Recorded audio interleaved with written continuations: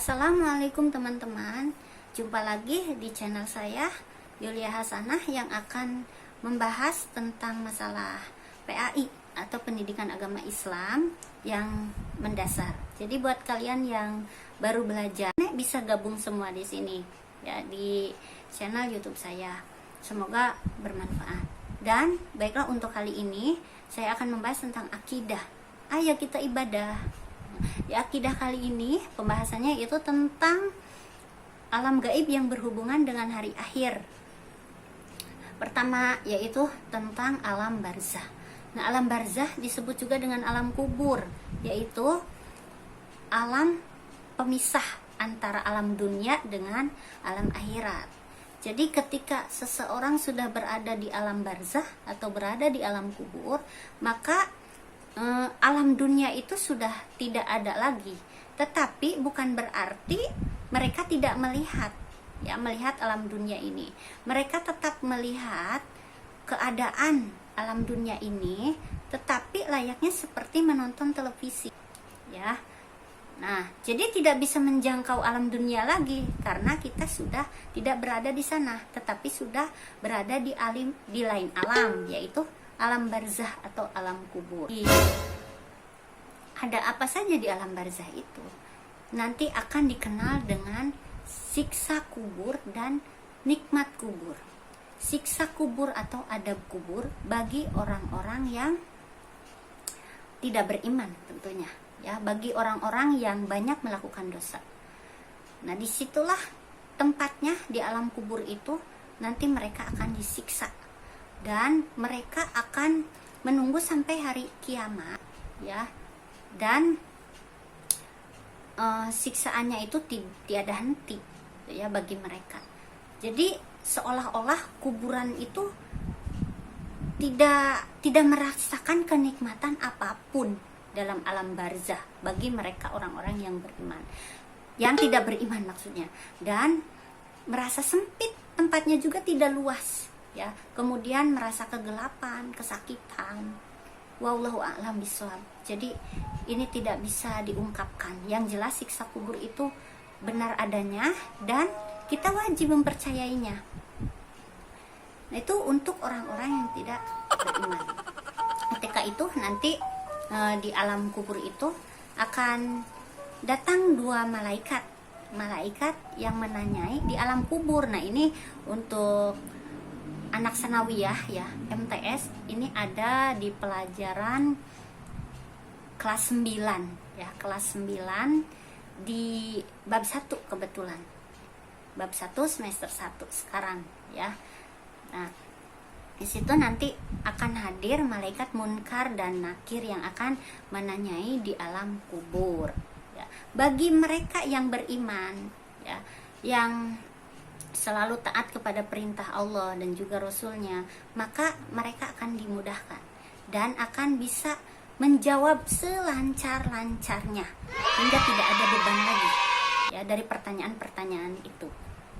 Nah, jadi dan mereka itu nanti akan ditempatkan, meskipun kuburan itu terlihat sempit, maka akan menjadi luas bagi orang-orang yang beriman yang bisa menjawab pertanyaan-pertanyaan malaikat tadi, ya.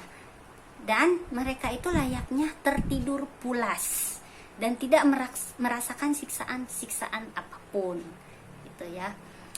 Dan yang keduanya yaitu adanya nikmat kubur. Nah, bukan hanya siksa kubur saja, ya, tetapi juga ada nikmat kubur.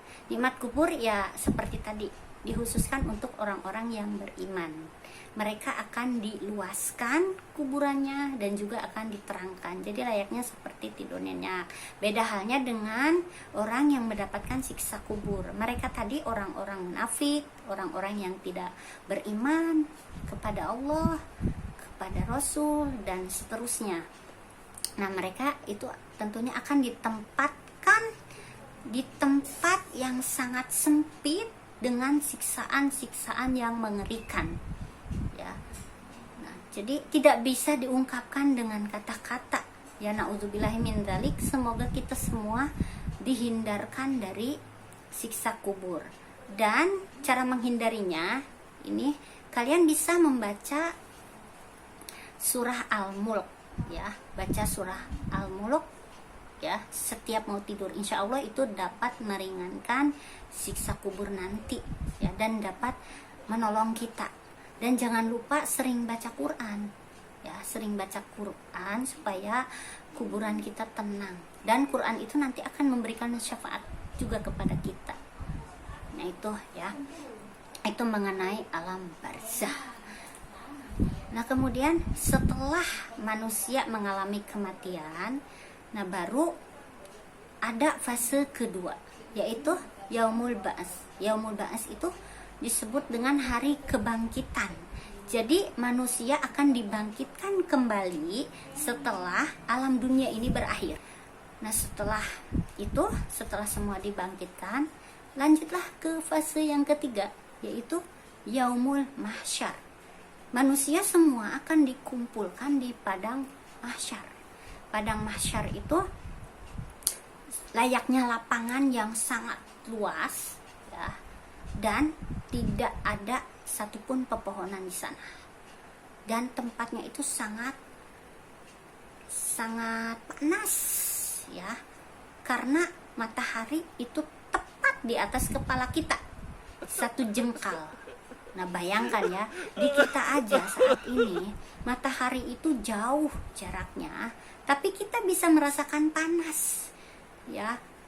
Itu pun pakai pakaian loh, kita pakai busana yang tertutup ya, pakai hijab, tidak langsung matahari terkena tubuh kita, jadi harus ke baju dulu, tetap saja merasa kepanasan ya, merasa panas. Apalagi nanti di Yaumul Mahsyar, di padang mahsyar, nanti semuanya akan dikumpulkan dengan tanpa busana sehelai pun gitu ya. Nah, bahkan Sayyidah Aisyah itu bertanya kepada Rasulullah, wahai Rasulullah, bagaimana mungkin kita dalam keadaan telanjang ketika di padang mahsyar ya, bagaimana dengan aurat kita, apakah kita tidak merasa malu?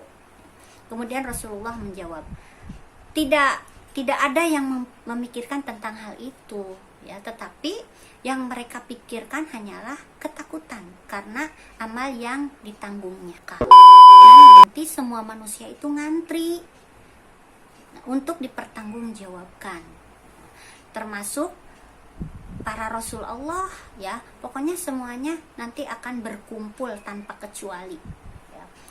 Nah kemudian sampai panjang loh antriannya ya, orang-orang kafir, orang-orang munafik, orang-orang yang tidak beriman, itu mereka tenggelam dalam peluhnya masing-masing ya. Itu saking kepanasannya, dan itu pun tergantung amalannya mereka sendiri ya. Ada yang peluhnya sampai semata kaki ya, ada yang selutut ya, ada yang lebih tinggi lagi sepaha ya, ada yang sepinggang, dan sampai ada yang menenggelamkan. Itu tergantung amal perbuatan masing-masing. Nah di sini juga di padang mahsyar ini manusia itu akan mendatangi rasul-rasulnya ya, akan mendatangi para nabi. Yang pertama itu yang akan didatangi itu Nabi Adam alaihissalam ya. Mereka datangi, wahai Adam alaihissalam ya, berikanlah kami syafaat, tolonglah kami. Kemudian Nabi Adam itu menolak, saya tidak bisa menolong kalian, saya tidak bisa memberi syafaat pada kalian, itu kata Nabi Adam ya. Kemudian datang lagi kepada Nabi Ibrahim alaihissalam, wahai nabiku Ibrahim, tolonglah kami. Tapi Nabi Ibrahim sama ya, saya tidak bisa memberikan syafaat pada kalian, saya tidak bisa menolong kalian. Datang lagi kepada Nabi Isa alaihissalam, wahai Nabi Isa ya, tolonglah kami. Nabi Isa pun dengan jawaban yang sama dengan Nabi Ibrahim dan Nabi Adam, saya tidak bisa menolong kalian, silakan kalian datangi Rasul terakhir, yaitu Nabi Muhammad SAW. Akhirnya datanglah kami kepada Rasul ya, kepada Nabi Muhammad. Nah, ketika itu mereka memohon, ya Rasulullah, ya tolonglah kami. Akhirnya Nabi Muhammad meminta tolong kepada Allah, memohon doa kepada Allah agar bisa menolong umatnya. Akhirnya ketika kita mendapatkan syafaat dari Nabi Muhammad, maka kita akan mengikuti beliau. Kita yang mencintai beliau, ya mudah-mudahan kita termasuk di dalamnya, termasuk umat beliau yang nanti kelak akan mengikuti beliau, ya, ke telaga surga nanti. Mudah-mudahan amin, ya. Nah, itu di padang mahsyar. Nah, kemudian fase yang keempat yaitu yaumul hisab. Yaumul hisab yaitu tentang perhitungan amal manusia, yang mana nanti semua amal manusia akan diperhitungkan menurut buku laporan masing-masing. Layaknya kita sekolah, anak-anak sekolah belajar, kemudian nanti ada latihan, ya, ada ujian. Nah, kemudian nanti ada rapot atau buku laporan ketika sekolah. Rapotnya kan dibagikan ke siswa masing-masing gitu, ya. Hasil dari belajarnya. Begitupun dengan kita, ya, kita hidup di dunia ini pasti memiliki catatan amal perbuatan baik dan buruk. Nah, amal perbuatan sekecil apapun, ya, meskipun sebesar biji sawi pun, ya, faman ya'mal mithqala dzarratin khairan yarah wa may ya'mal mithqala dzarratin syarran yarah. Jadi sekecil apapun, meskipun sebesar biji zarroh gitu, ya, nah maka biji sawi itu, ya, maka akan tetap ditulis, diperhitungkan, ya. Begitupun dengan amal buruk sekecil apapun, itu pun akan diperhitungkan. Karena ya di samping kita itu ada 2 malaikat pencatat amal kita yang setiap harinya tanpa lalai, tanpa lupa, ya, dengan perbuatan kita. Kalau perbuatan kita diisi dengan banyak kebaikan, banyak ibadah, maka catatan amal ibadah itu akan lebih banyak, ya, catatan baiknya dibandingkan dengan catatan buruk. Jadi amal perbuatan kita itu akan diperlihatkan dan dipertanggungjawabkan bukan dengan mulut kita yang berbicara, tetapi seluruh anggota badan kita yang akan mempertanggungjawabkannya, ya, termasuk tangan, ya. Ketika misalkan di dunia pernah mencuri, nanti tangan yang akan bersaksi bahwa sayalah sudah mencuri, jadi tidak bisa berbohong di sana. Jadi akan berbicara sesuai dengan anggota tubuh kita yang melakukan keburukan itu. Jadi ketika dibagikan buku laporannya, maka ada orang-orang yang wajahnya berseri-seri dengan penuh kebahagiaan, yaitu mereka yang menerima buku laporannya dengan menggunakan tangan kanan dan bisa berhadapan langsung dengan Allah. Tetapi berbeda dengan orang yang tidak beriman, yang banyak amal buruknya, yang tidak mempercayai adanya Allah, yang tidak beriman kepada Allah. Mereka akan menerima buku laporannya itu dengan cara membelakangi, ya, membelakangi dan menggunakan tangan kiri. Nauzubillahi min dzalik. Semoga kita termasuk orang-orang yang menerima buku laporannya dengan tangan kanan. Amin, ya. Itu yaumul hisab, hari perhitungan amal manusia. Nah, lanjut ke fase yang kelima, yaitu yaumul mizan. Yaumul mizan yaitu hari di mana amal kita nanti akan ditimbang. Jadi proses yaumul hisab itu belum selesai, ya, berlanjut lagi ke yaumul mizan. Ditimbang kembali.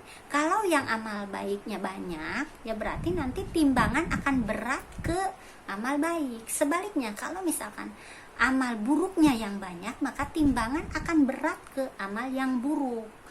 Nah, jadi setelah ada penimbangan amal masing-masing, nah akhirnya disinilah nanti ada 2 jalur, ada jalur surga dan ada jalur neraka.